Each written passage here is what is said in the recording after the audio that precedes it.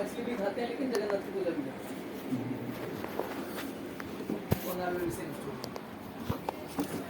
तो कुल मिलाकर के शिक्षा क्या है? शिक्षा है कि नित्य सिद्ध कृष्ण प्रेम साध कबुना श्रवण आदि शुद्ध चित्ते करे हुए। कृष्ण प्रेम तो सबके हृदय में है।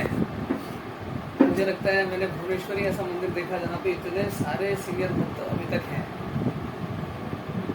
सबके हैं वो 70s 80s के भक्त हैं अभी तक हैं, कोई छोड़ के नहीं गया। एक कारण क्या है कि भुवनेश्वर में माया थोड़ी कम है, मतलब थोड़ी कम है, रिलेटिवली कम है, बाकी है तो हर जगह ही, लेकिन रिलेटिवली कम है। मैं पिछले साल ब्रह्मपुर भी गया था, बेरामपुर बोलते हैं जिसको, वहाँ भी बाहर जाकर मुझे लगा माया कम है यहाँ,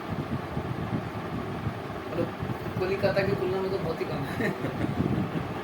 तो उड़ीसा में ये प्लस पॉइंट है कि डेवलपमेंट कम है, विकास कम है, तो माया भी कम है। और कृष्ण भक्ति स्वाभाविक है वहाँ के लोगों। तो कृष्ण भक्ति कैसे आती है? नित्य सिद्ध कृष्ण, कृष्ण प्रेम पहले से है हमारे पास, हमको अलग से उसके लिए प्रयत्न करने की जरूरत है। श्रवण आदि शुद्ध चित्त करेगा, श्रवण करने से कृष्ण प्रेम का उदय होता है। आप लोग दो सीनियर होते हैं यहाँ पे बैठे हैं, मैं आपके सामने बड़ी बड़ी बातें बोल रहा हूँ लेकिन अपने शुद्धि के लिए बोल रहा हूँ। तो प्रभुपाद जी ने हमें बहुत सुंदर सिस्टम दिया है जहाँ पे हम नियमित रूप से श्रवण कीर्तन स्मरण इत्यादि करते हैं। वो क्या है? वो है हमारा मॉर्निंग प्रोग्राम। तो हमारे ब्रह्मचारी जीवन के लिए मॉर्निंग प्रोग्राम बहुत ज़्यादा महत्व है। तो यदि हम कई सालों तक आजीवन इसी वस्त्र में यदि शरीर को छोड़ना चाहते हैं तो उसके लिए हमारा बेसिस क्या होना चाहिए? वो कहाँ पे होगा? स्वाभाविक रूप से मॉर्निंग प्रोग्राम। तो इसके लिए मॉर्निंग प्रोग्राम को लेकर बहुत कट्टर होना चाहिए, रामानंद कृष्ण प्रभु की तरह बहुत ही कट्टर प्रवृत्ति के भक्त हैं।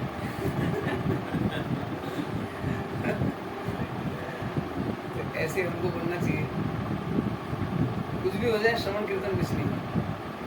प्रभुपाद जी से एक बार पूछा गया, लीडर प्रभुपाद उनके leader means leader in hearing and chanting. जो श्रवण कीर्तन में लीडर है वो वास्तविक लीडर है। तो इसलिए हमको ये बहुत शिक्षणीय विषय है। जैसे प्रभुपाद जी यहाँ पे भी बताते हैं, ये पुस्तक हम लोगों को जीबीसी कॉलेज में दी गई थी, श्री प्रभुपाद निवास। तो इसमें एक बहुत अच्छा शिक्षण है।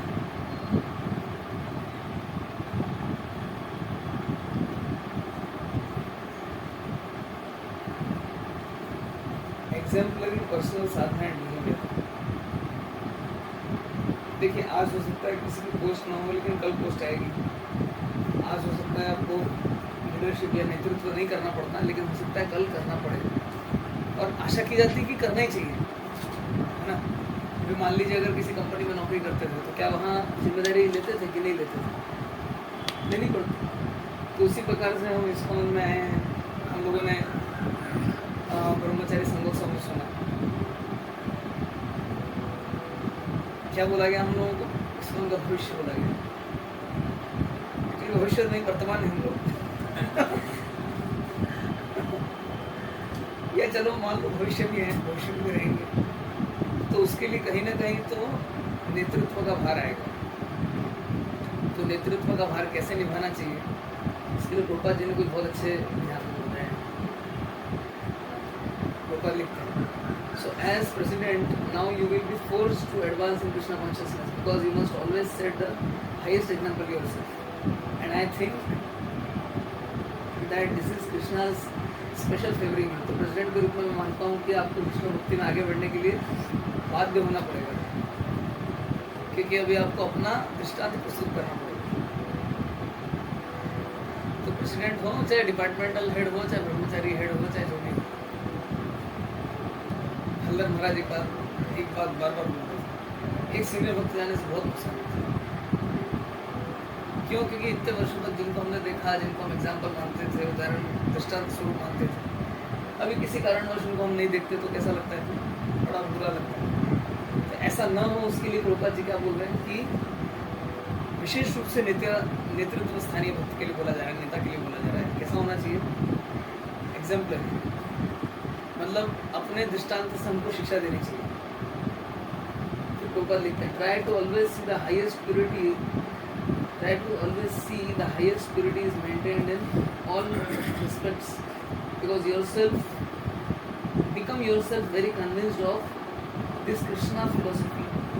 Be always preaching and trying to understand some basic points from different angles of vision. Keep the devotees in your temple always satisfied and jolly, and that will be your success.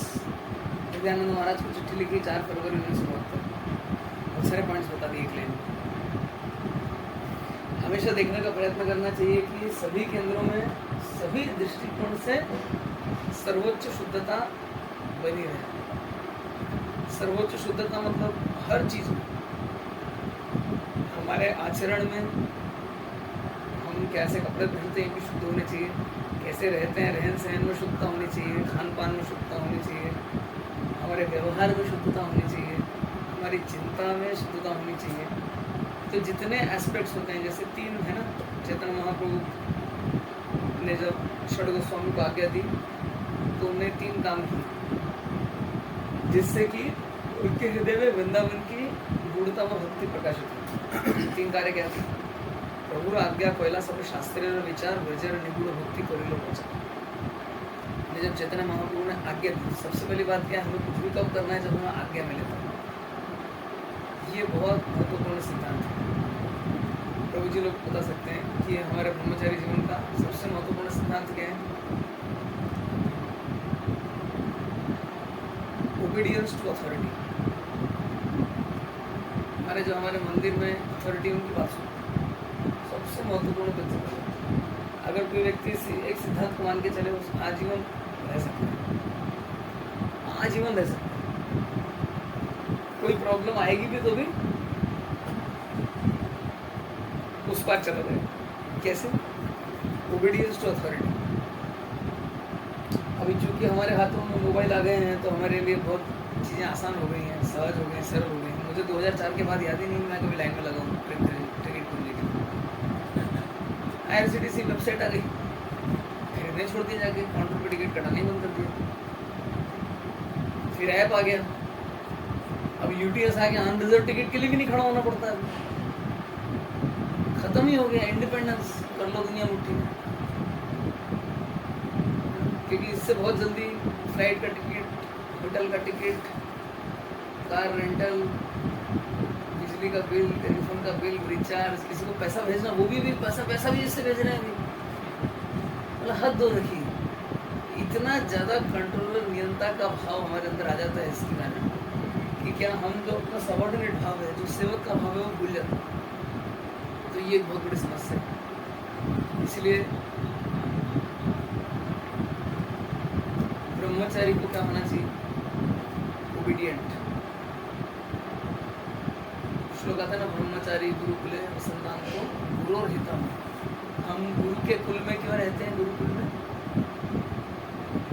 गुरु के हित के लिए, अपने हित के लिए नहीं, उनकी भलाई के लिए रहते हैं। मतलब हम इसके लिए रह रहे हैं ताकि उनका भला हो। उनका कैसे भला होगा? कि हम उनकी सेवा में लगेंगे, उनके स्वार्थ पूर्ति के लिए। उनका स्वार्थ क्या है? कृष्ण भक्ति का प्रचार, कृष्ण की सेवा हो। तो इस उद्देश्य से हमको कुल में रहना, इस उद्देश्य से हमको आश्रम में रहना। तो यदि उद्देश्य स्पष्ट होगा तो रहना भी हमारे लिए अपेक्षाकृत सरल हो जाएगा। तो इसलिए सर्वप्रथम सिद्धांत है क्या? ओबीडियंस टू अथॉरिटी के बाद उनको मान के चलना। तो ये भी शुद्धता है। फिर प्रभुपाद बोलते हैं तो दूसरा, तो सबसे पहले महाप्रभु ने क्या किया? महाप्रभु ने जब आदेश दिया तब उन्होंने वृंदावन जाके ग्रंथों का अध्ययन करके उसके ऊपर टीकाएं लिखी। तो सबसे पहले क्या थी? महाप्रभु की आज्ञा थी तो वैष्णव एटिकेट को माना। पहला सिद्धांत हुआ वैष्णव एटिकेट। दूसरा सिद्धांत क्या हुआ? विचार, शास्त्र विचार। यहाँ प्रभुपाद जी को एक बात, become convinced yourself of Krishna philosophy. ये जो कृष्ण भावनामृत का जो दर्शन है, इसको लेके बहुत ही हमको मतलब मान लेना चाहिए कि हाँ यही है जीवन का एसेंस। फिलोसॉफिकल कन्विक्शन यानी कि क्या बोलूँगा इसको, सैद्धांतिक नैपुण्य, ठीक है। हिंदी कन्विक्शन को हिंदी में क्या बोलेंगे? भरोसा,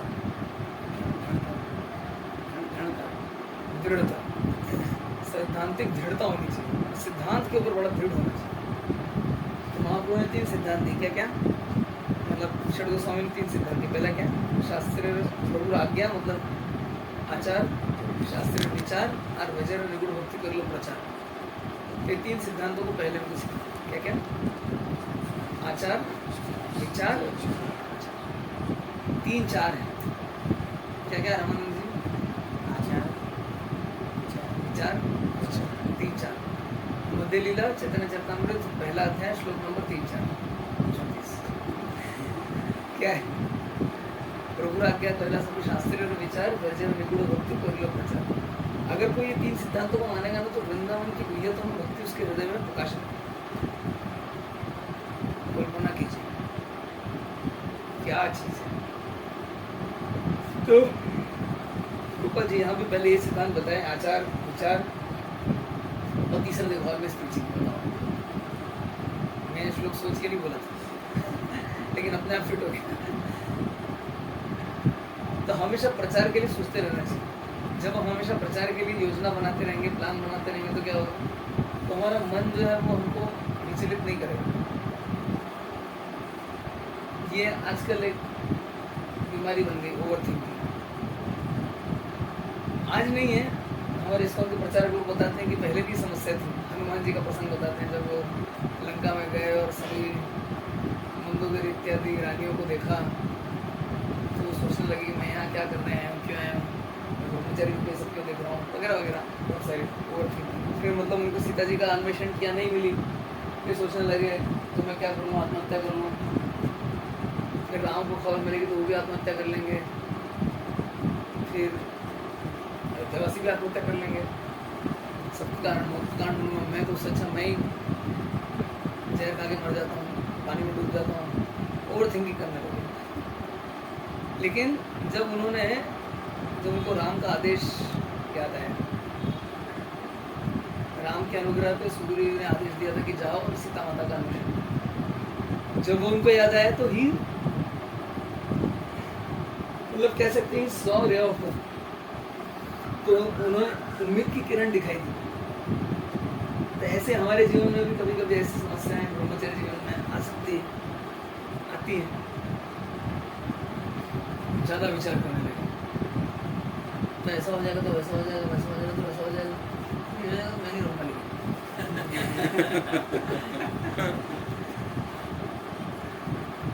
ऐसे थोड़ी रह सकते हैं।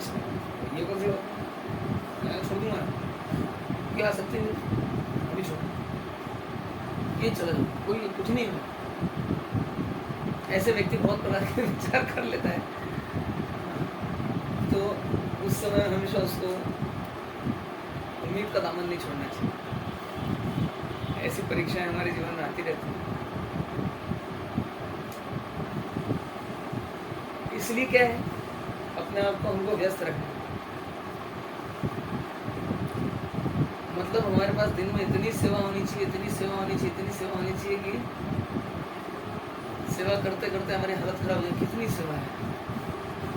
राधेश्याम प्रभु ने बताया था क्लास में कि अगर कोई व्यक्ति, कोई ब्रह्मचारी इस तरह कहता है कि मेरे पास बहुत ज़्यादा सेवा है, और मतलब हमेशा वो परेशान रहता है सेवा को लेकर, ये बहुत अच्छा है,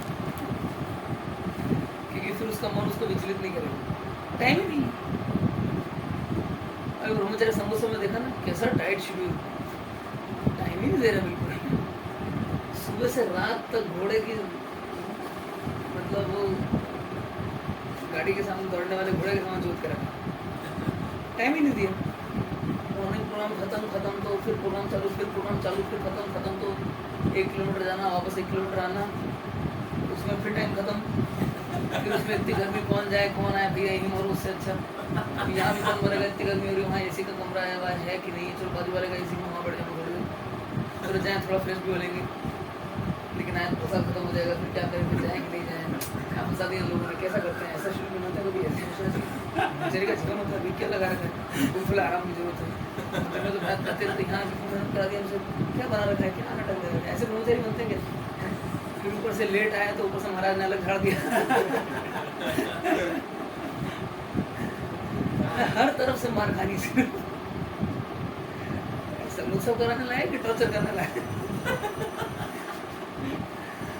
तो हमारा मन जो है हमको कई तरह से बेवकूफ बना सकता है, लेकिन हमको मन की नहीं सुननी।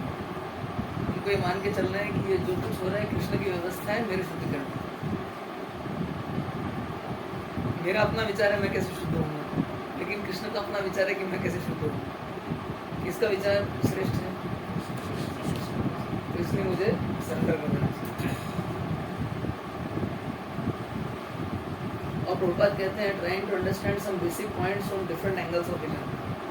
तो अलग अलग दृष्टिकोण से एक बात के ऊपर विचार करना चाहिए। साधारण तौर पर कहाँ पे होता है, जब ग्रुप स्टडी होती है, इसलिए ऐसा भी करना चाहिए। मैंने कई वर्षों तक प्रयास किया लेकिन फेल रहा। ग्रुप स्टडी का कल्चर आश्रम में लाना चाहिए। मकान पकड़ता हूँ मैं, यहाँ नहीं ला पाया, मैं इसमें पूरा थोड़ा फेलियर हूँ। कई बार प्रयत्न किया लेकिन नहीं आया, लेकिन लाना चाहिए। अगर ग्रुप स्टडी करते हैं तो कोई कठिन से कठिन विषय बहुत जल्दी समझ में आया, और अकेले पढ़ते हैं तो हमको बहुत टाइम लगता है। लेकिन 3-4 लोग मिल के साथ बैठ के डिस्कशन कर करके पढ़े, पॉइंट्स बनाए, नोट्स बनाए, तो देखना बहुत कम समय में बहुत कुछ चर्निंग हो जाती है। समुद्र मंथन के समान है, बहुत सारे पॉइंट तुरंत तुरंत निकल के आते हैं। तो अलग अलग दृष्टिकोण हमको सीखने को मिलता है। ये करना चाहिए। इष्ट गोष्ठी, इष्ट गोष्ठी मतलब केवल मैनेजमेंट की मीटिंग नहीं। इष्ट गोष्ठी मतलब जो इष्ट विषय हमारे इष्ट देव हैं कौन, साथ बैठ के कृष्णा कथा करनी चाहिए। ये कल्चर लाना चाहिए। ऑफ कोर्स इसमें बहुत संघर्ष है, बहुत चैलेंज है, चुनौतियाँ बहुत ज़्यादा है, क्योंकि सबका अपना अपना शेड्यूल होता है, अपनी अपनी सेवा होती है। लेकिन फिर भी यदि प्रयत्न करके हम सप्ताह भी कम से कम यदि कोटा बना ले कि इतने घंटे हम लोग को साथ बैठ के पढ़ना है, आपस में संबंध बहुत मधुर रहेंगे। और यही हमारे शाश्वत संबंध है। क्या, साथ बैठ के कृष्ण करना, साथ मिल करके कृष्ण की सेवा करना। ये करने से आपसी जो झगड़ा है, ईर्ष्या है, मन मलिन होता है, कभी कभी होता है, तो वो थोड़ा कम हो जाता है। और हमको एक कुछ करने के लिए मिलता है, क्योंकि खाली दिमाग शैतान का है। दिमाग खाली रहेगा, शैतानी करेगा। उसको शैतानी ना करने देने के लिए उसको एंगेजमेंट लेकर रखना चाहिए।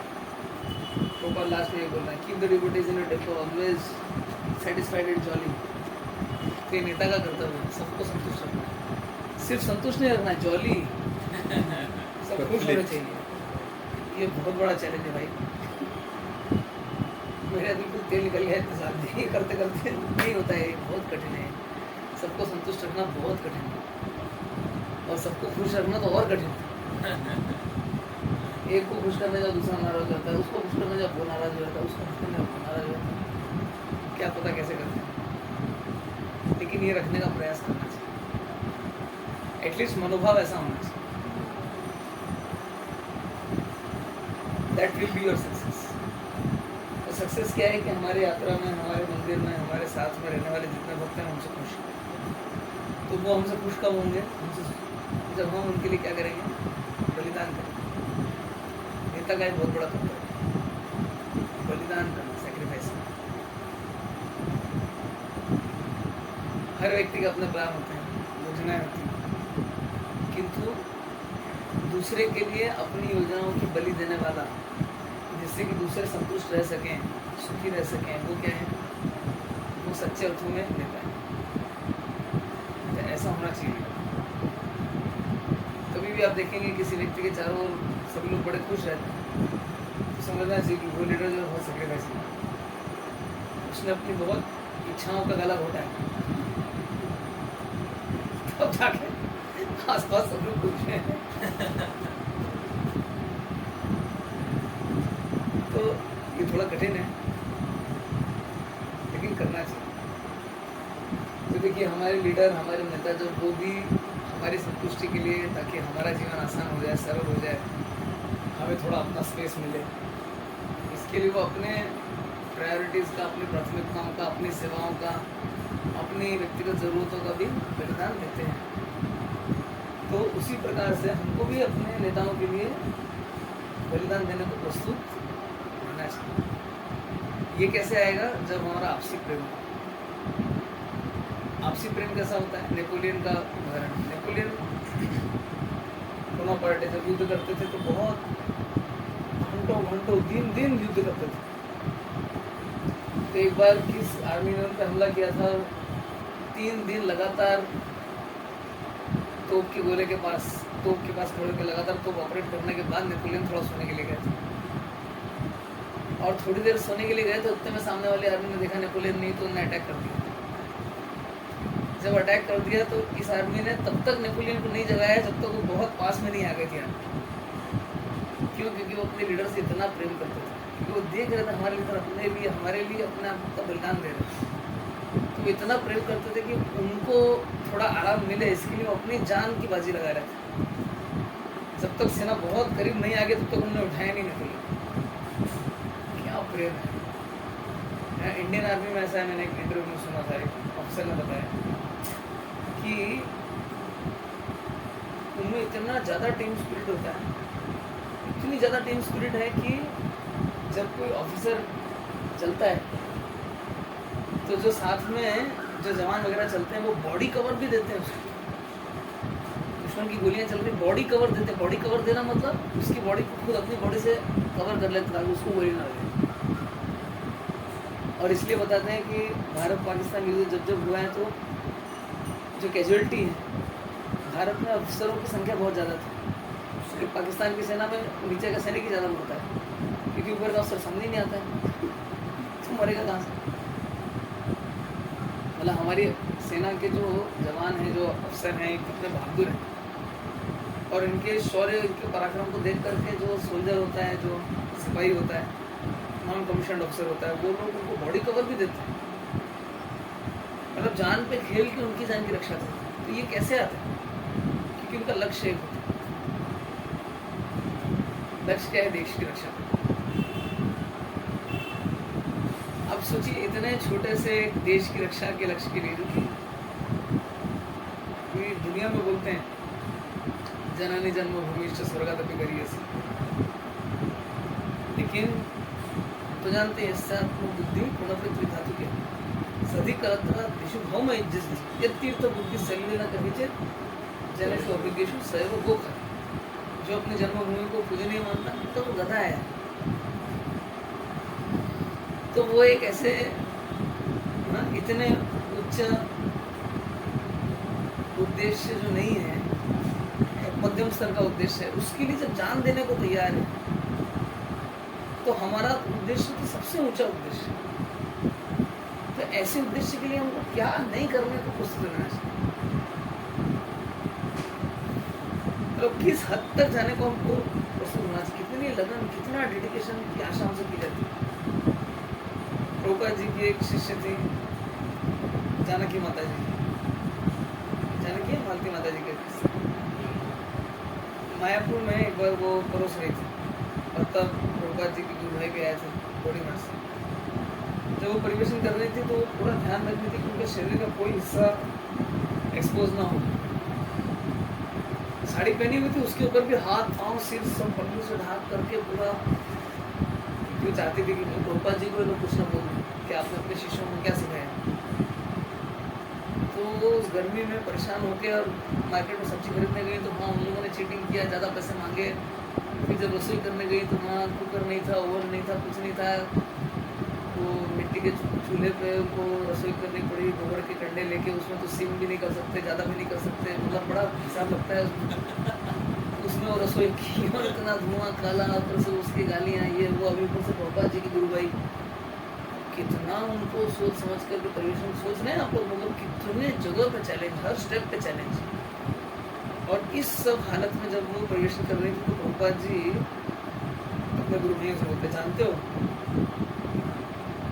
ये मुझसे इतना प्रेम करती है कि मेरे लिए भी जान दे सकती। संजय ने सुना तो वो तो सुनते रह गई, प्रभुपाद जानते हैं। फिर प्रभुपाद बोलते, पहले प्रभुपाद बोलते हैं she can slit her throat for me, मेरे लिए वो अपनी गर्दन भी कटवा सकती है, and I can do the same for her,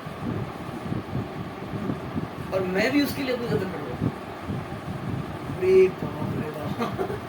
माता जी कहती है मैंने वो स्टेटमेंट सुना और मेरे मन में जितनी दुविधाएं थी, जितनी परेशानियां थी कि क्या चल रहा है, मैं कहाँ पे हूँ, और कितनी परेशानी, रसोई करने जाती हूँ, मेरे पास कुकर नहीं है, ओवन नहीं है, ये नहीं है, वो नहीं है, रनिंग वाटर नहीं है, गर्म पानी करना पड़ता है, उठा के लाना पड़ता है, और उनने कहाँ जीवन में गाय का गोबर साफ किया है, सब काम किया, क्या क्या करना पड़ता है, इतना मुश्किल है ना, इतना सब। फिर बाहर जाती चीटिंग हो जाती है, और यहाँ पे प्रभुपाद जी के गुरु भाई के सामने प्रभुपाद जी की इज्जत को बचा के रख के करना है, और उसके ऊपर अगर गुरुदेव इस तरह बात बोल दें कि वो मेरे लिए अपनी गर्दन कटवा सकती है, मैं भी उसके लिए करूँगा, बोलते मेरे हृदय में जितने संशय थे सारे दूर हो, मेरे हृदय में जितना कष्ट था पूरा दूर हो। This was the level of commitment, ऐसी लगन थी, ऐसा प्रेम था। यमुना माता जी का किस्सा आता है, प्रभुपाद ने चलती ट्रेन में उनसे गर्म भात मांगा, हॉट राइस, चली गई पेंट्री कार में, मेरे गुरुदेव के लिए चाहिए मुझे हॉट राइस। अरे बोले यहाँ कुछ नहीं मिलता, जाओ वापस। बोलते नहीं मुझे रसोई करनी है, देना है, मेरे को देना है, जाओ यहाँ से। बोलते नहीं दोगे तो यहीं से पूछाऊँ। बाप रे बाप, मतलब क्या क्या कन्विक्शन है, और कैसे मतलब वास्तव में कूदने के लिए तैयार होंगे, तभी उनका कन्विक्शन देखो ना, बोला कूदो मत, ये बना लो। पता नहीं हम लोग ऐसा है कि नहीं, मेरा तो नहीं है। क्या हमारा इस तरह कन्विक्शन, तो देखिए ये आर्टिफिशियल ही नहीं है, कृत्रिम रूप से नहीं, इतना प्रेम दिया उनको कि मतलब बिक गए वो। तो ऐसा हमारे लीडर्स पर, हमारे में ऐसा प्रेम होना चाहिए आइडियली।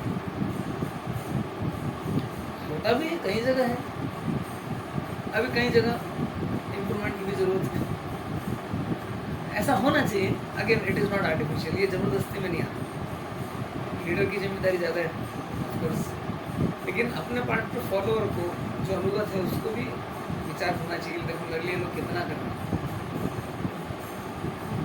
तो इस प्रकार से जब आपस में प्रेम का संबंध होगा तो क्या होगा, तब फिर हमको ब्रह्मचारी आश्रम में रहने का मोटिवेशन, रहने के लिए प्रेरणा मिलेगी। प्रभु जी से आप लोग पूछ सकते हैं, तो बहुत सीनियर होते हैं सब, इतने सालों से, कितने, मुझे लगता है सब 20-20 साल के ऊपर, 20-25 साल के ऊपर हैं आप लोग। 25 साल, मतलब आपकी उम्र कितनी? 25 साल। आपके जन्म के पहले से वो ज्वाइन किए, तो इतने साल वो कैसे रह ली? कुछ तो इंस्पिरेशन है, कुछ तो प्रेम मिला है, कुछ तो रियलाइजेशन, अनुभूति, तो ऐसा हमको मिलना चाहिए। तो इस तरह से जब हमको मिलता है तो फिर हम रहने के लिए प्रोत्साहित होते हैं, रहते हैं, और इसी को Prabhupada ji nectar of devotion में बोलते हैं कल्चर ऑफ कृष्णा कॉन्शियसनेस, यानी कृष्ण भावनामृत की जो एक कार्यशैली है या एक संस्कृति है, तो ऐसा होना चाहिए। अगेन आर्टिफिशियली होता है क्या? आर्टिफिशियल ज़्यादा नहीं चलता, नहीं, थोड़ी देर बाहर निकल जाती है आर्टिफिशियल, तो एक्चुअल होना चाहिए। एक्चुअल कैसे होगा? तो इसलिए हमको अपने लीडर में, अन्य भक्तों में क्या देखना चाहिए? उनमें हमेशा गुणों का दर्शन करना चाहिए। हो सकता है उनका ऐसा कोई पहलू, ऐसा कोई पक्ष हो जो हमको इतना हजम नहीं होता, समझ में नहीं आता या अच्छा नहीं लगता, स्ट्रेट अगर बोलूँ तो हमको नहीं पसंद है। उनका अरे ऐसे क्यों करते हैं, तो ये क्या लगा रखा है हमको, हमेशा ऐसे करते हैं, ऐसे को देखते हैं मुझको, जब भी देखते हैं उनको ऐसे देखते हैं। मतलब कोई ना, मतलब बहुत छोटी छोटी फजूल की बातों को लेके बहुत बड़ा बना, नहीं ऐसा नहीं करना चाहिए। तो जब हम उनके हृदय में झांक के देखेंगे तब हमको क्या दिखाई देगा, तब हमको वहाँ पर जो उनके अंदर भगवान के लिए जो उनकी श्रद्धा है, भगवान से उनका जो लगाव है, हमारे आंदोलन के प्रति जो उनकी लगन है, जो डेडिकेशन है, जो समर्पण है, वो उनको दिखाई देगा। तो इसलिए हमको प्रयत्न करना चाहिए कि अच्छे गुणों का दर्शन करें। और हो सकता है कभी कभी उनका आचरण समझ में ना आवे, पसंद ना आवे, सभी होता है, पसंद नहीं आता, क्या कर रहे हो आप, कुछ भी करो, ये क्या है, ऐसे थोड़ी होता है, अरे तो इतना मतलब कुछ भी मान लेंगे ऐसा कभी कभी थोड़ा मन में बगावत का मूड आता है, ये होता है। मतलब हुआ है, मेरे साथ तो हुआ है, आप लोगों को पता नहीं हुआ नहीं, लेकिन ऐसा होता है। तो थोड़ा उसमें हम सतर्क रहें, अच्छे गुणों का दर्शन करें, तो हमारे लिए जीवन सरल है। हरे कृष्ण।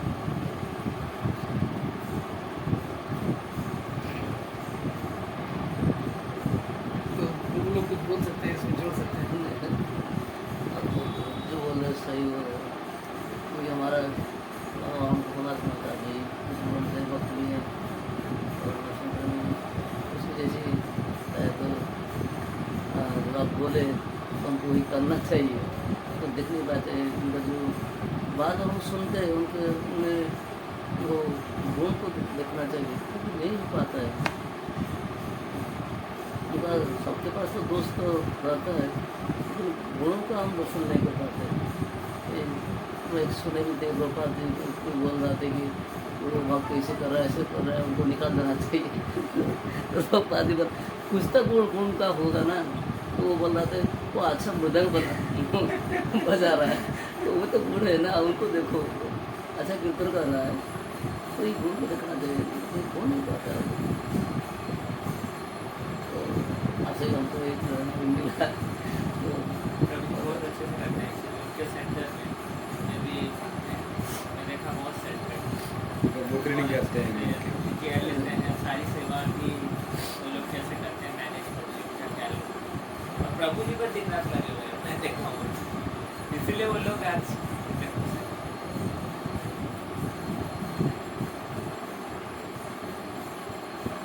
इंडिपेंडेंट जो भाव है, कंट्रोल करना सबको, इसको वो कैसे कम होगा, तो जो भाव हम अंदर में है, इंडिपेंडेंट भाव है ना, सब कंट्रोल करना, वो भाव कैसे कंट्रोल होगा धीरे धीरे उनको आ जाए। तो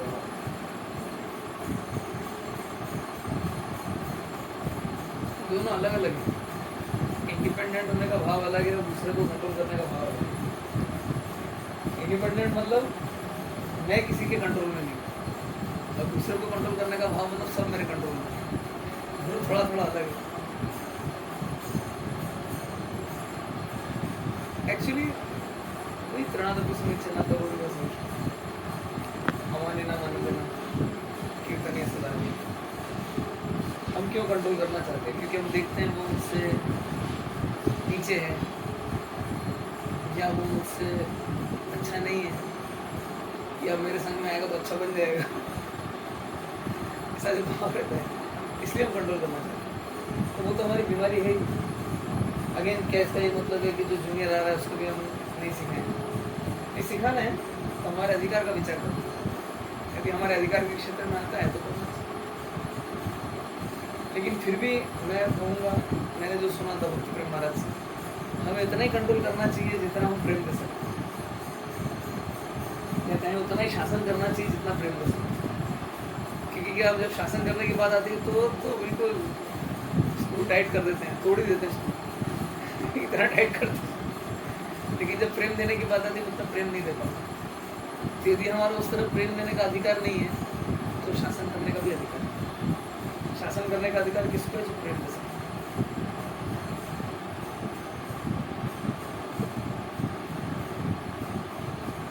तो इसलिए हमारे अधिकार के ऊपर हमको चिंता करना चाहिए,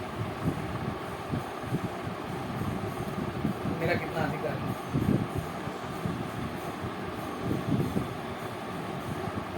किसी का अधिकार है सवेरे 4:30 के पहले ही 16 माला खत्म करना, अब मैं उसको नकल करने जाऊंगा तो फिर मैं नहीं कर पाऊंगा, क्योंकि मेरा अधिकार नहीं, उसका अधिकार है।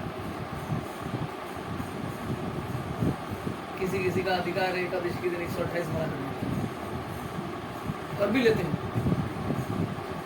पता नहीं कैसे करते, लेकिन कर लेते हैं। अब हमारा अधिकार नहीं है, इसलिए हमको लगता है कैसे कर लेते हैं, उनका अधिकार है तो कर लेते हैं। तो हम जब नाटक करने, नकल करने जाते हैं तब फंस जाते हैं। तो बजाय इसके कि हम किसी की नकल करें, हमको विचार करना चाहिए मेरा कितना अधिकार है, उसके हिसाब से हम करें। तो क्या है, तो फिर हम मुक्ति में सुरक्षित हैं।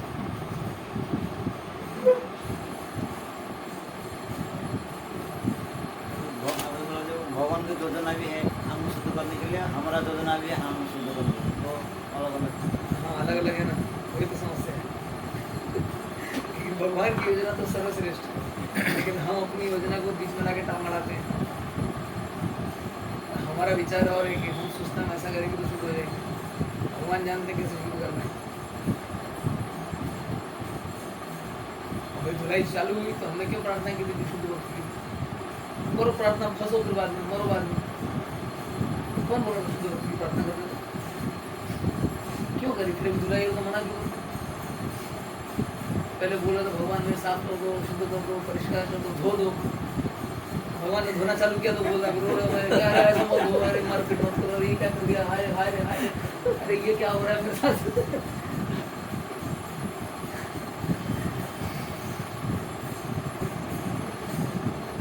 गंगा जी में कूदने के पहले सोचना चाहिए ना तैरना आता है कि नहीं आता है। कूद गए बोलते तैरना सिखाऊं मेरे, ऐसा थोड़ी होता है। बहुत अच्छा पॉइंट बोली। मालूम होगा फिर कैसे भगवान हमको शुद्ध कर रहा है, मालूम है शुद्ध, हमको पसंद नहीं आ रहा है मतलब शुद्ध कर रहा है। जान पे जान। हमें पसंद नहीं आ रहा है मतलब वो हमारे मिथ्या अहंकार पे चोट कर रहा है, हम उसको समझ नहीं पाते हैं। हम नहीं समझ पाते। और इधर उधर हो जाते क्या करें, फिर हम वो जो हम मांगे हैं वो अधूरा ही हो रहा है। कष्ट लगेगा और बात सुनने के लिए कष्ट लगेगा, वो जानेगा। हाँ मतलब भगवान के अपने अपने तरीके हैं, कभी कभी भगवान कॉमेडी करके भी करते हैं, मतलब सबके सामने फजीयत कर देते हैं। अब वो मेरा लैपटॉप है, उसमें स्पीकर ऊपर लगा है। मैं एडीसी मीटिंग में गया और मेरे पुराने लैपटॉप की आदत थी, तो मैं बार बार माइक को स्पीकर मतलब वो कीबोर्ड उठा के उसके नीचे घुसा रहा था, क्योंकि मेरे पुराने स्पीकर में वहाँ पे पुराने लैपटॉप वहाँ स्पीकर लगे हुए थे। आवाज़ फिर भी आ नहीं रही, मेरा दिमाग काम नहीं कर रहा, क्यों नहीं कर रहा, आवाज़ क्यों नहीं आ रही, क्या हो रहा है, नहीं हो रहा है। फिर प्रेशराइज करना ही पूरा मेरे को पकड़ा। मैंने बोला स्पीकर ऊपर लगा था, नीचे को लगाया। बात तो सही है। मेरे को अभी पुराने लैपटॉप की आदत तो भाई धुलाई चालू हो गई। भाई मामूली सी चीज़ है, लेकिन मतलब बेइज्जती है ना कि तुमको इतनी अकल नहीं, स्पीकर जाए वहाँ माइक लगाना चाहिए, तो मेरे को याद ही नहीं है स्पीकर वहाँ पे। मैं तो अपने पुराने लैपटॉप की आदत में लगा रहा हूँ, और जबकि उसका प्रयोग करते करते मुझे 3 साल हो गए, लेकिन वो आदत गई नहीं। सबके सामने धुलाई करें।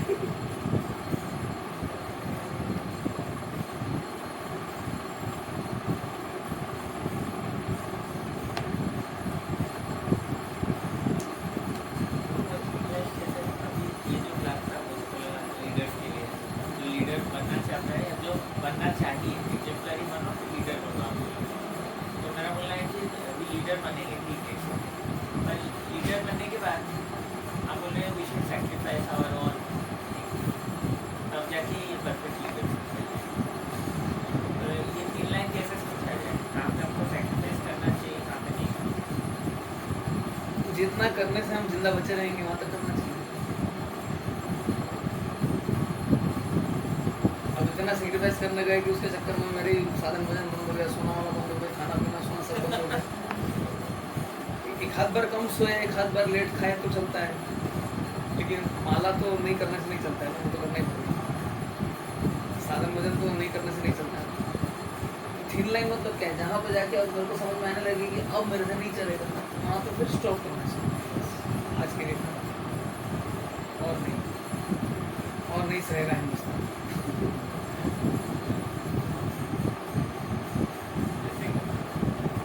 वैसे करते हैं, पर हमारे लीडर के ऊपर भी लीडर उनका भी एक्सपेक्टेशन होता है कि ये कर, और जो जूनियर्स भी हैं या फिर जो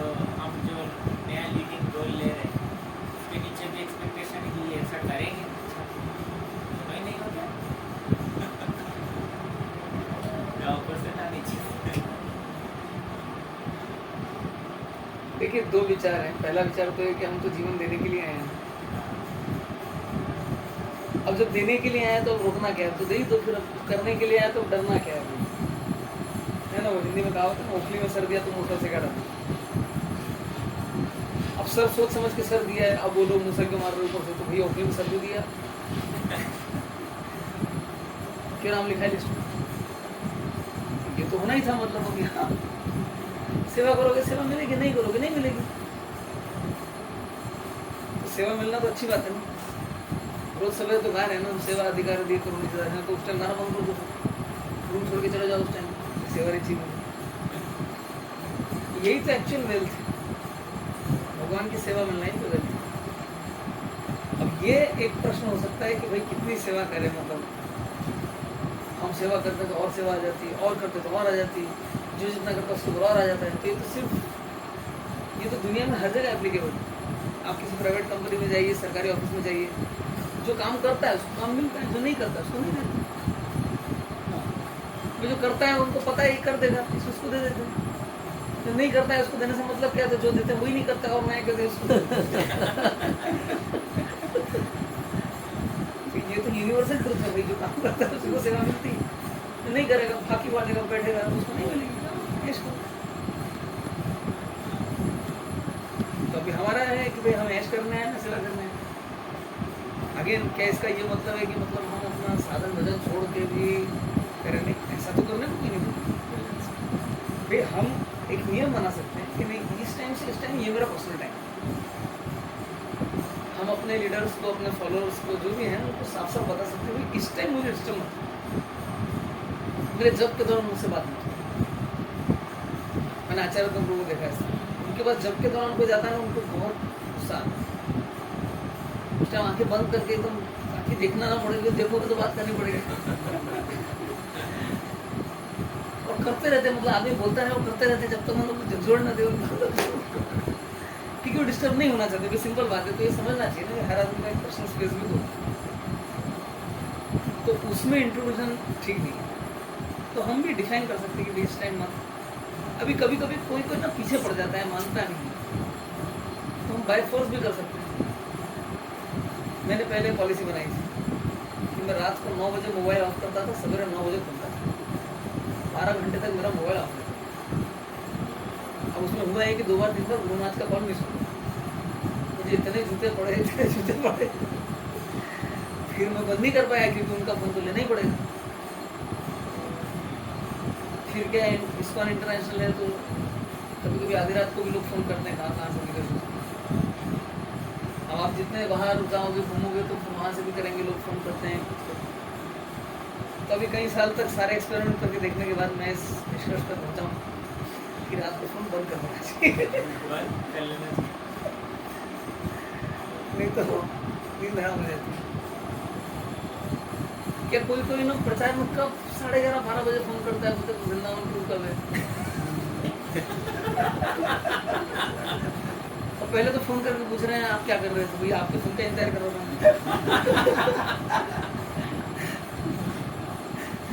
आपको रात को 12 बजे याद आता है कि मतलब और इससे अच्छा मौका नहीं मिला कि मुंह देख के फोन लगाया, पंचांग देख के फोन लगाया मुझे इस टाइम।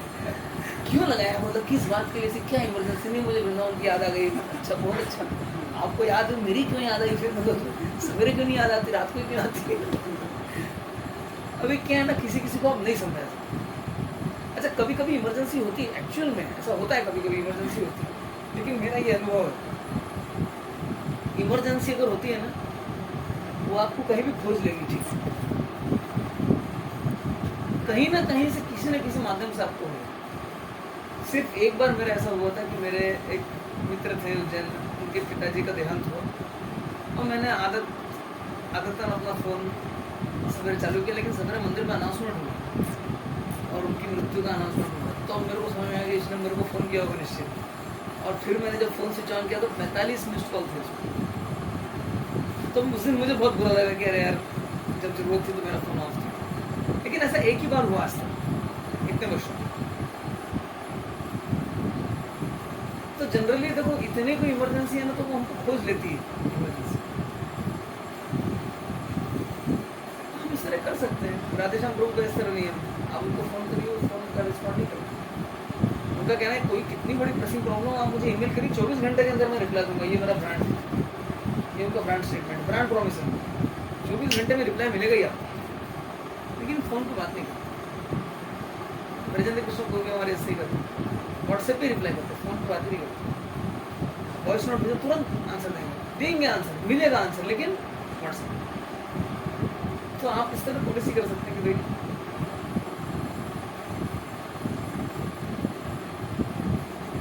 कम से कम 2 घंटा जब कर रहे हो तो फोन को स्विच ऑफ करो, फ्लाइट मोड में मत डालो, स्विच ऑफ करो, वो भी आराम करेगा, आप भी तसल्ली से जब कर लो।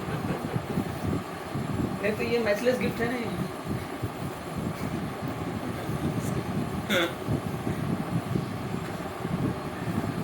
ये माया को हाथ में लेके घूमने के समान। माया हाथ में पड़ी, माया को बोलो मुझे छोड़ दो, मुझे छोड़ दो, कैसे छोड़ेगी? मैंने तो कमाया।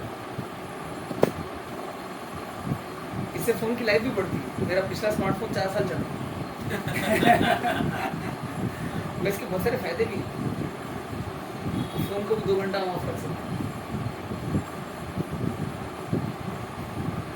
और कभी कभी हमको पहले से पता होता है कि अभी उस दिन मेरे पास वो फोन आएगा या ऐसा व्यक्ति आएगा या वो लोग आएंगे तो फोन करेंगे, तो उस दिन चालू रखेंगे, एक आध दिन एक्सेप्शन।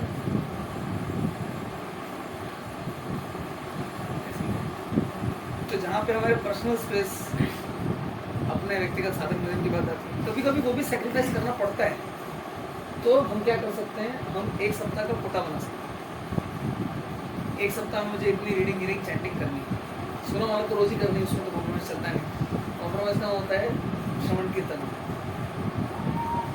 तो उसका हम वीकली कोटा बना लें कि 1 सप्ताह में 5 घंटा हियरिंग, 4 घंटा रीडिंग, एग्जाम्पल के लिए मुझे करना।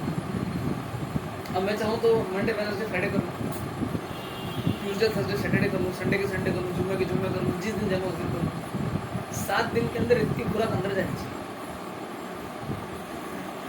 ये अपने लिए टारगेट सेट करना चाहिए। इससे जीवन बहुत आसान हो जाता है, क्योंकि आश्रम जीवन में क्या होता है, अभी कहीं से संकीर्तन बस आ गई, पद यात्रा के लोग आ गए,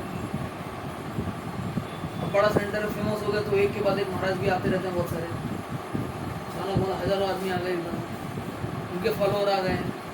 प्रेसिडेंट ने बोला चलो सबको रसोई करो, परिवेशन करो, ये करो, वो करो। तो ऐसे मतलब ना कभी कभी प्रेशर बढ़ता ही जाता है, प्रेशर कुकर के समान हो जाता है कभी।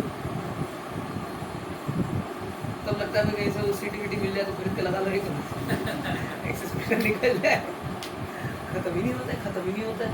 और इतना करने के बाद रात को फिर नींद भी नहीं है, सवेरे टाइम से उठना ही है आपको।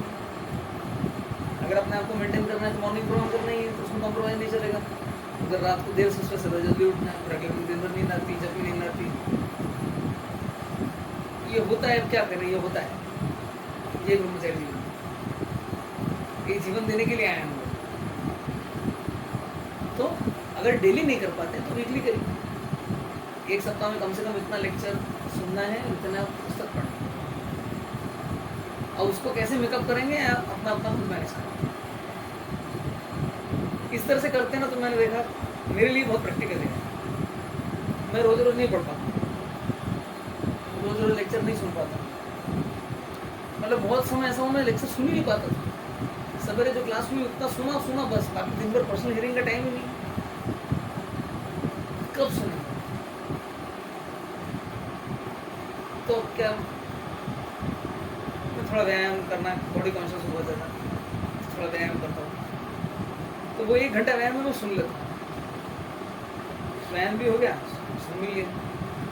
ये तो टाइम था, दिन भर मिलने के लिए लोग आते रहे, गेस्ट केयर में हमारा कितना टाइम चला जाता है। मैं ऐसा नहीं बोल रहा हूँ आप लोग ऐसे, जब मैं बता रहा हूँ आप लोगों का भी टाइम जाता है। ब्रह्मचारी का लीडर होता है, स्पेशली इतने गेस्ट इतने ये आए, फिर सब चाहते हैं हमारा टाइम, हमसे बात करो, फिर धाम में आते, यहाँ का महात्मा बोलो, ऐसा करो वैसा करो, सीधे रूम में चले जाते हैं। हाँ, कोई प्राइवेसी नाम की चीज़ ही नहीं है। हम मंदिर का घंटा है, मतलब कोई भी आके बजा के जा सकता है। तो ऐसे होता है।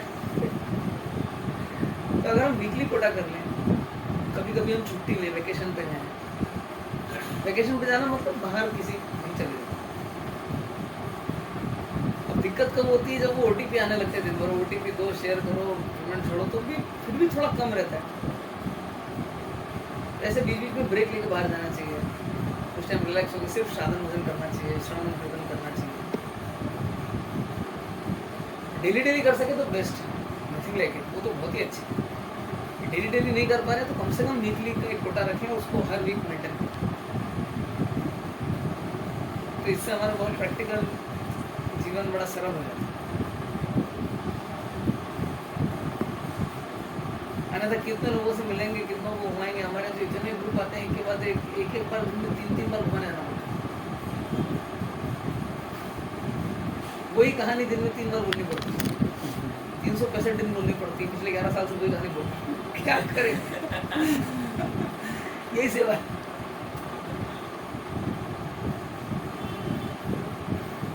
एक तरह से अच्छा है भक्तों की सेवा करने से मिल जाए। बाकी कभी कभी जब ऐसा लगता है कि नहीं आती हो रहा है तो ब्रेक लेना।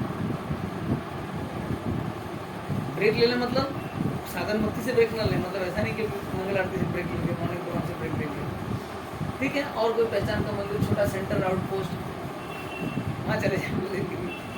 थोड़े दिन वहाँ थोड़ी बहुत सेवा कर लें और बताया इंचार्ज को, पहुँची मेरा कोई साधन भजन नहीं हो रहा, मैं यहाँ थोड़ा आपकी अनुमति हो, आप थोड़ा अगर अनुमति दें मैं आऊँ, थोड़ा पुस्तक पढ़ूँ, 2-3 घंटा सेवा भी कर दूंगा, लेकिन बाकी दिन में थोड़ा पढ़ना चाहता हूँ, थोड़ा श्रवण करना, अगर आप परमिशन देते हैं कोई मना नहीं करेगा। इतना विनम्र मनोभाव है कि कोई आएगा तो कोई मना नहीं करेगा। फिर बोला ठीक है आओ, वेलकम वेलकम, बहुत आराम से, कोई दिक्कत नहीं, टेक टाइम, टेक रेस्ट।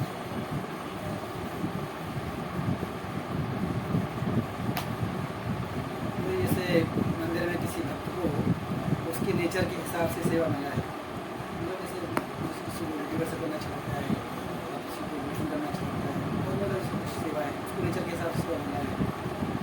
लेकिन अब उसको मतलब कितना समय तक सेवा होना, मतलब कितना समय तक सेवा उसको करना चाहिए। जैसे उसको जैसे कृपा तो बोले हैं कि मिनिमम 8 घंटे सेवा करना चाहिए। 8 घंटे तो अब जैसे 6 घंटे 6 घंटे तो अब इतना मतलब नहीं करते हैं। नए नए घर में जाएगा अंदर तो उतना सेवा तो नहीं मिलता है, मतलब 6 घंटे मतलब नहीं मिलता है, तो देख रहा है 3-4 घंटे भी मिलता है तो उसमें भी ऐसा लगता है, कई बार फील होता है कि 4 घंटे सेवा रेगुलर हो जा रहा है, कंटिन्यूसली मतलब रेगुलर सेवा 4 घंटे, उसमें ऐसा फील होता है कि ज़्यादा सेवा मिल रहा है। उसको कैसा 4 घंटे में ज़्यादा सेवा लगता है, उसको दिमाग का इलाज कराना चाहिए। जल्दी से जल्दी गलतफहमी से बाहर आ जाए तो बहुत अच्छी बात है। 4 घंटे तो करेगा क्या सारा दिन? सवेरे 5.5 घंटा मॉर्निंग प्रोग्राम हो गया, उसके बाद अगर प्रसाद मिला कि बोलो 5.5 घंटा, ऐसे तो 4.5 घंटे ही है।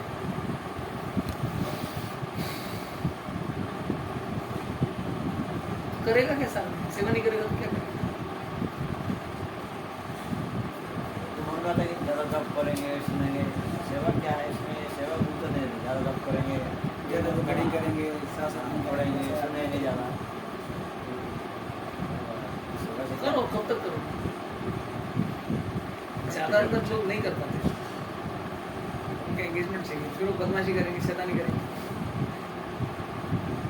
खाली दिमाग शैतान का है वही होता है हमारा बीच में वैसे आ गया था कि ज़्यादा सुनूंगा इधर ये सेवा को थोड़ा कम कर देंगे, लेकिन सेवा कम करने से माइंड डिस्टर्ब ज़्यादा होता है, ज़्यादा डिस्टर्ब होता है, क्योंकि सेवा में जैसे मन लगता है और पढ़ाई में इतना मन नहीं लगता। और सेवा करने से सेवा करके कोई अगर पढ़ाई करता है ना तो अच्छा आ जाता है, समझ में आता है और ये प्रैक्टिकल है।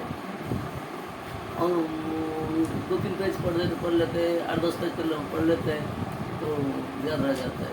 सेवा में तो भगवान की कृपा रहता है, प्रभुपाद की कृपा रहता है, सेवा ज़्यादा करने से ठीक है। तो ये तो मन तो ऐसे होता है कि बोलता है कि कम सेवा करना अच्छा है, लेकिन ये ठीक नहीं। हम देख लिए पहले 10 साल भुवनेश्वर में सेवा की, 10-12 साल, उसके बाद हम ले गया वहीं पे दिखे हुए। तो सेवा कम करने से और ज़्यादा वक्त आ जाता है कि अब रुकिए हम सेवा कर लेते हैं, तो इससे हमारा नुकसान होता है, ऐसा होता है। सेवा ज़्यादा करनी चाहिए, माइंड ठीक रहता है। नहीं तो वो कभी माइंड कभी ऐसा लग सकता है यार ज़्यादा रीडिंग कर तो कर लो, ठीक है, एक दिन ज़्यादा कर लो, फिर जब मन लगना बंद है तो सेवा कर लो। नहीं, क्या होता है मतलब वो बाद में क्या होता है, वो मन टोटल सेवा करने के लिए पूरा नाकच छोड़ देता है और उसके साथ सेवा नहीं करें। हम तो सीनियर हो गए, वो तो सब सेवा कर रहे हैं, हम क्यों सेवा करेंगे? ये problem यही प्रॉब्लम होता है। और 8-10 दिन नहीं करने से ये आ जाता है Practice हमको चली जाती है। सेवा करना नहीं। पहले हम कुकिंग करते, जैसे मान लो कि हम कुकिंग कर रहे थे, हमारे कुकिंग सेवा कोई माता जी कर ले, कोई कर लेता है, तो बात होता है हम वो ढूंढना पड़ता वो क्यों नहीं आया, वो क्यों नहीं, तब वो मन नहीं करता कि हमको सेवा करना चाहिए, वो भी भूल जाता है। तो हम तो उसको सेवा दिया था, वो क्यों नहीं आया, अरे वो आया नहीं तो हमको कर लेना चाहिए, लेकिन मन करता है कि हम करेंगे नहीं, क्योंकि वही थ्रेड में वो चला गया, चला जाता है, वही होता है। हमारा सेवा था, उनको हम दे दिए मतलब उनका सेवा हो गया, हमारा सेवा नहीं। हम तो बस ऐसे बैठेंगे, कुछ सुनेंगे, नहीं तो कुछ ऐसे करेंगे। फिर क्या है, फिर यूट्यूब सुनते हैं, हाँ वही तो। इधर उधर सुनने लगते और हैं। कोई प्रवचन ज़्यादा तो टाइम तक सुन नहीं पाते, उसके बाद वो आ जाता है, उसको हाँ। कोई ठीक से हम सुन नहीं पाते। ये तो बिल्कुल ये ठीक है। मन बाद में सेवा नहीं करेगा तो वो एक्सेप्ट नहीं करता। ये सेवा जरूरी है, ये जो भी जितना भी सीनियर हो, ये सेवा उनको जरूरी है। 2-4 दिन से आप जैसे बोल रहे हैं, सेवा छोड़ देंगे, पढ़ाई करेंगे, लिखाई करेंगे, लेकिन वो कंटिन्यू हो नहीं पाता। तो ठीक है, आज तो जब कंप्लीट हो गया तो बस करेंगे, रीडिंग करेंगे, कुछ करेंगे, आज बस सो जाएंगे, कुछ करेंगे, रेस्ट मांगेंगे तो बॉडी को रेस्ट चाहिए, सो जाता है, काम हमारा सेवा नहीं करेगा। कभी कभी रेस्ट में लगता है। नहीं होता है। वो दूसरों को सेवा देने के बाद मन यही ले रहता है कि वो तो कर लिए, हमको क्या चाहिए। हाँ, वो है। और ये ऐसा हो जाता है कि नाम तो ज़्यादा करना चाहिए, सेवा में टाइम लॉस हो जाता है। नाम ज़्यादा बढ़ाएंगे, सुनते हैं लेक्चर में नाम सस्त है, उसको बढ़ाना चाहिए। सेवा में तो टाइम ज़्यादा देगा तो मन दुख होता है, और नाम जब करे तो सुख होता है। ये भाव आ जाता है, तो सुनते हैं नाम श्रेष्ठ है, तो फिर ये भाव तो श्रेष्ठ है ही, नाम करते हैं। बीच बीच में कर सकते हैं। जैसे हम लोग एकादशी के दिन प्रोग्राम चलाते हैं, 64 माला जप। जो 64 माला जप करेगा दोपहर का प्रसाद फ्री, पूरी दुनिया आ जाए, नो प्रॉब्लम। 64 माला जप करनी पड़ेगी, प्रसाद फ्री। हर एकादशी को करना है हम लोग। कम से कम 25 लोग आते ही हैं हर एकादशी। तो क्या उसी बहाने अपना भी जप हो जाता है, नहीं तो अपना कहाँ जप होने वाला है। इतने लोग कर रहे हैं, उनके साथ अपना भी हो ही जाता है मजबूरी में। तो ऐसे बीच बीच में हम लोग ब्रेक ले सकते हैं जब करने के लिए, या रीडिंग मैराथन कर सकते हैं कभी कभी, और उसमें ज़्यादा लोग नहीं मिलते हैं। लेकिन ठीक है, कभी ट्राई कर सकते हैं, तो इस तरह का मिल जाए।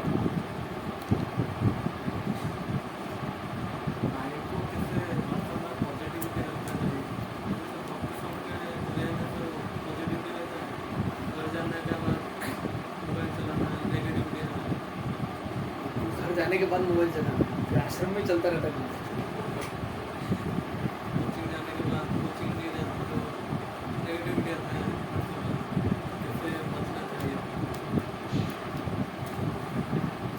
नेगेटिविटी रहता है, लेकिन भी नेगेटिविटी आता है। नेगेटिविटी आती है गोललेसनेस के कारण। गोललेसनेस बहुत खराब चीज़ है। जब हमारे पास कोई टारगेट नहीं होता कि मुझे अगले 7 दिन में क्या करना है, अगले 1 महीने में क्या करना है, अगले 6 महीने में क्या करना है, अगले 1 साल में क्या करना है, जब ये मुझे क्लैरिटी नहीं होती ना, गोललेसनेस, तो ऐसे टाइम फिर मैं दुनिया भर के कचरे से दिमाग खत्म करता हूँ। इसलिए अपने लिए गोल सेट करना चाहिए। अगले 7 दिन में मैं क्या करने वाला हूँ, अगले 6 महीने में मैं क्या करूँगा, अगले 1 साल में मैं क्या करूँगा। अब देश भर में सड़कों पे गाड़ियाँ चलती हैं, सड़कों पे गड्ढे होते हैं भारत में, तो वो भरना भी तो प्रधानमंत्री की जिम्मेदारी है। क्या इसका ये मतलब है कि प्रधानमंत्री सब काम छोड़ करके गड्ढे भरेगा? नहीं, वो एक ऐसा आदमी को अपॉइंट करेगा जो गड्ढे भरेगा, तो थोड़ी भरना है। टाइम उतना ही है, लेकिन अगर उसमें मैक्सिमम इम्पैक्ट लाना है, सर्वश्रेष्ठ सर्वाधिक परिवर्तन लाना है, तो बहुत सोच सोच के काम करना है। सब काम नहीं करना है, सबसे नहीं मिलना है, सारे फोन नहीं उठाने, सब काम को अपने कैलेंडर में नहीं डालना है।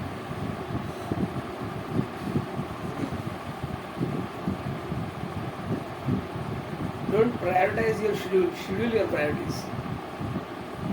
जो प्राथमिकता है उसको अपने शेड्यूल में लाइए, सब काम को शेड्यूल मत लाइए। किसी ने टाइम मांगा है मतलब मैं टाइम दे दूंगा, ऐसा नहीं। जहाँ पे टाइम दे करके मैक्सिमम इम्पैक्ट, मैक्सिमम आउटपुट आए, वहाँ टाइम दो। हर मिलने वाले से मिलने लगे तो पागल हो जाएंगे। अभी लीडरशिप के लिए थोड़ा मुश्किल हो जाती है, अवॉइड नहीं कर सकते, मना नहीं बोल सकते एकदम, लेकिन फिर भी जो टॉप नॉच लीडर्स हैं वो सबको एकदम ये नहीं करते, एंटरटेन नहीं करते। तो इसलिए थोड़ा सोच समझ करके देना चाहिए। रेटिंग करने के लिए नहीं रखते, क्या करना है मुझे? सुनने के लिए लेक्चर वो अच्छा लगता है। वो इजी है ना, वो कुछ नहीं करना है,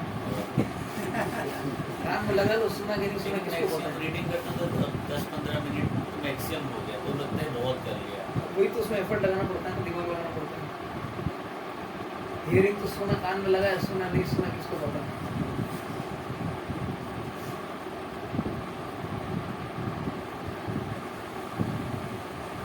रीडिंग में एफर्ट लगाना पड़ता है।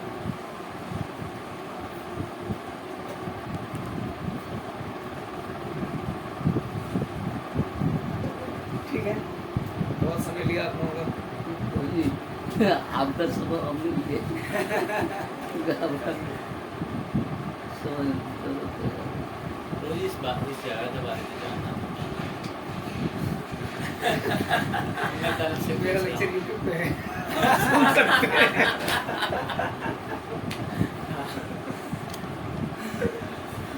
शॉर्ट में बता दीजिए। पूरा डिटेल में है, शॉर्ट में नहीं। अभी एक्चुअली मेरे से मिलने के लिए घूम रहा है बहुत देर से। आप सुनिए। प्रभु तो यहाँ का महत्व जानते हैं, तो मुझे मुझे बस पूछा था कल, रोज में आप बताएं। ठीक है, आप सुनाइए, बताइए।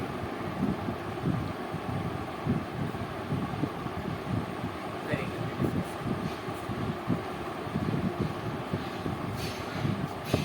ठीक है, बहुत बहुत धन्यवाद। जय श्री प्रभुपाद की जय।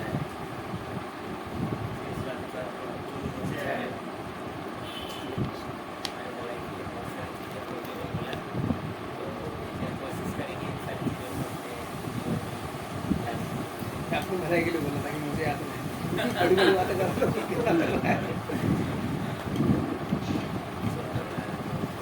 जो जो लाइन के बाहर से वहाँ पे